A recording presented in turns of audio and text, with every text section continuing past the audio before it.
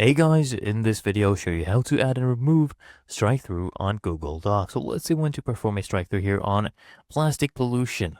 So I'll go ahead and highlight this, come here to format, hover over text, come here and click on a strike-through. Another neat shortcut guys is Alt plus Shift plus 5. You can press that on your keyboard to do a strike-through. I'll just go ahead and click on this to show you. So there we go, we have a strike-through. If you want to get rid of this, remove this, you come here, highlight it again, click on these three dots, okay, and then you can click on clear formatting, or what you can do is just come here to format, go over text, and click on strike through, okay?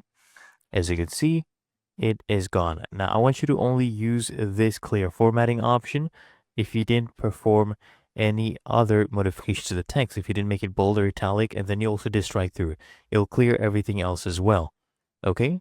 So if you did all of the other stuff, come here, format, remember, text, strike through, okay? And it's really that easy and simple.